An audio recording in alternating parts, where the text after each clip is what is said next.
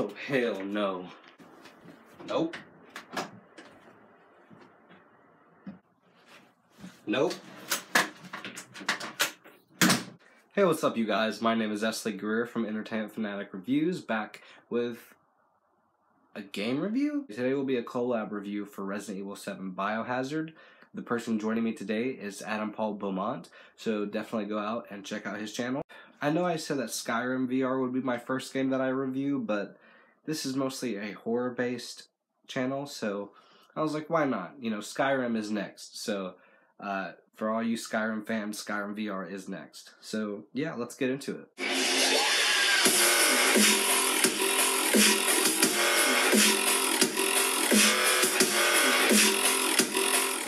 So before I get started, of course, I'm going to let Adam talk first.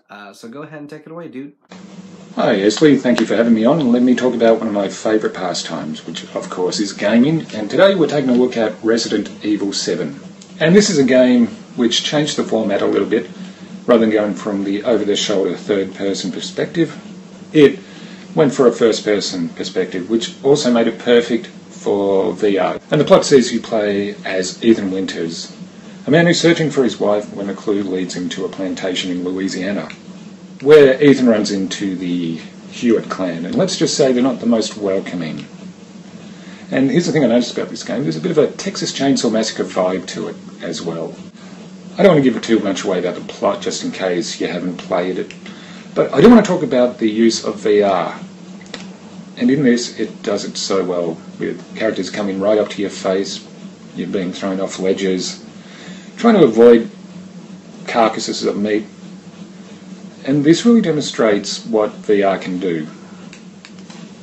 And the VR does give the whole game a very claustrophobic feel, where you're going down sewer tunnels or even walking around the house, never knowing where people or things might show up.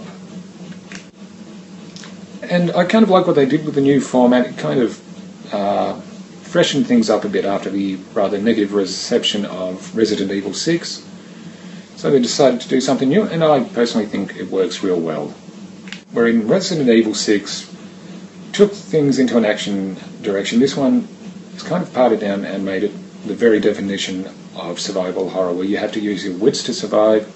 You're still finding weapons and that type of thing, but it's more a psychological approach to the game. And if you are new to PlayStation VR, I can highly recommend this one. It's, like I said before, it takes full use of the VR's capabilities, and it is really scary. If you do decide to play this in VR, you'll need three things. Obviously the VR headset, the PlayStation 4 camera, and a clean pair of underpants. Okay, back to you, Esley. Great review, brother. So yeah, first up, I'm going to talk about my negatives.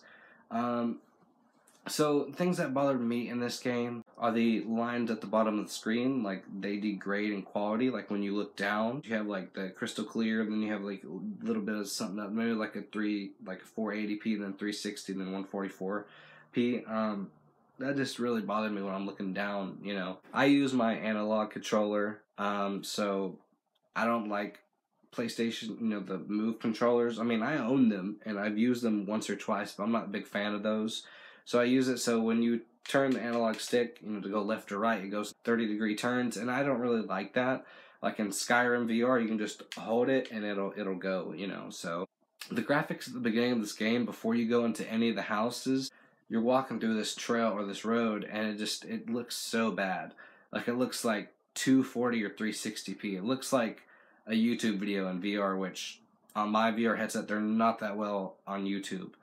You'll get a decent one every now and then. But my main gripe with this game is the screen blackouts for a second, right before a jump scare or something happens. Like, there's this time where I'm trying to get away from the dad in this game while in the garage, and I'm about to climb up the ladder to get away from him. It blackouts, and then he, like, you know, he comes up, gets me, and, you know, you have to shoot him so many times. So that really bothered me. You know, every time something is about to happen, you know it. Like, I'd rather be on the edge of my seat, not knowing what's going to happen. And I'll get into that later, because for the most part, the game is like that. But when something, you know, like right before you're about to open a certain door, it blackouts and then something pops up. I don't really like that, not because something pops up, but because you know it's going to happen. But with that being said, I'm going to move on to my positives. I like this game is like a nice slow burn in a way. It does remind me of a movie, which is very weird to say, but it is. There's this creepy factor in it that's just very terrifying. The setting is terrifying. You know, it's a basic setting for a horror film, but when you're in it, you know, in the VR, it's something else, and you actually feel terror. You feel scared. So, or the story is great. I mean, anyone can come up with a story. You know, you've seen the story many times, but when you're there, it's something else. So I think the story is great. You just have to experience it in VR. I know that they have this on regular PS4, so I haven't played it on that. I've played it in VR, and it's just crazy. The graphics, for the most part, are really good, except for the beginning, like I mentioned. There's some great scares in this, like jump scares in movies are one thing, but jump scares in a video game in VR are something else.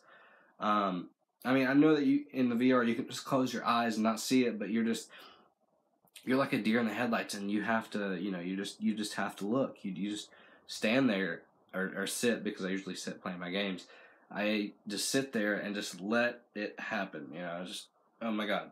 So, but if every twist and turn in this game, you feel that some shit is going to go down. Like, there's going to be this creature that's going to get you around the next corner, or the family, you're just scared.